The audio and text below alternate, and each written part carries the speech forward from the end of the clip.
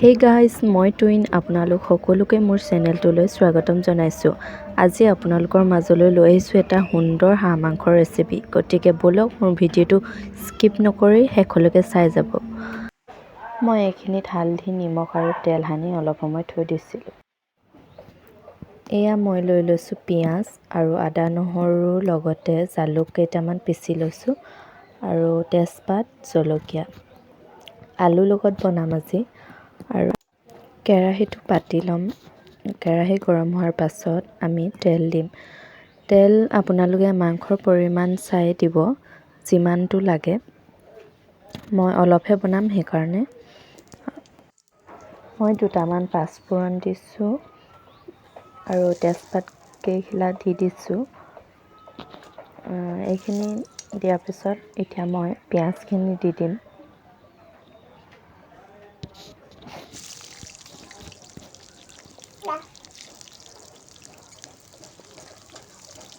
পিঁয়াজখিনি অলপ সময় ভাজিম। অলপ সময় ভজাৰ পিছত আমি মাংসখিনি দি দিম।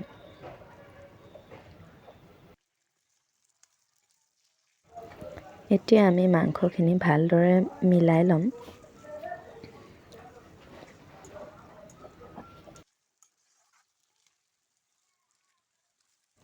এনেদৰে আমি 3 মিনিট সময়মান ভাজিম। ভজাৰ পিছত আমি মছলাখিনি দিম ইয়াত।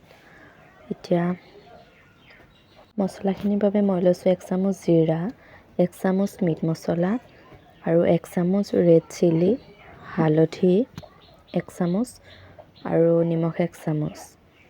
এতিয়া এইখিনি আমি দি দিলোঁ। দি পিনি আকৌ আমি ইয়াক ভালদৰে মিলাই ল'ম। মিলাই হোৱাৰ পাছত আমি অলপ সময় ঢাকি দিম।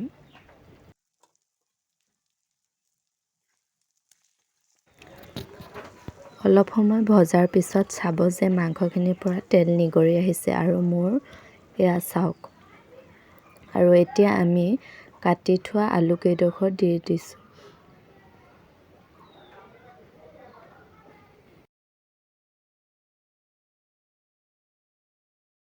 আলু কেইডোখৰ দি আমি আকৌ অলপ সময় ভাজিম। আকৌ এতিয়া কাটি থোৱা জলকীয়া কেইটা দি দিছোঁ। পুনৰ আমি মাংসখিনি অলপ সময় ঢাকি দিম।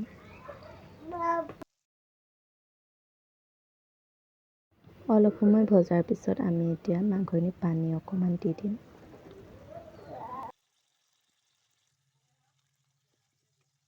আৰু আপোনালোকে গেছটো মিডিয়াম কৰি ল'ব। ইয়াক আমি অলপ সময় উতলাম মানে আলুখিনি অলপ সিজিবলৈ দিম।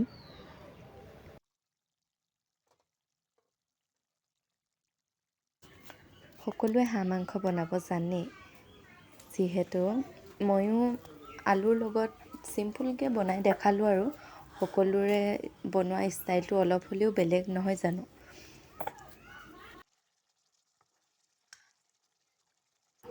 এয়া পানী শুকালে মই আকৌ অলপ দি দিম। আপোনালোকেও শুকাই গ'লে অলপ দি দিব, কোনো কথা নাই। আৰু এয়া আমাৰ মাংস প্ৰায় হৈয়ে গ'ল। আৰু এয়া আমাৰ মাংস ৰেডি। যদিহে মোৰ ৰেচিপিটো চাই ভাল পালে তেনেহ'লে লাইক, কমেণ্ট, শ্বেয়াৰ কৰিব আৰু ছাবস্ক্ৰাইব কৰিবলৈ নাপাহৰিব। ধন্যবাদ।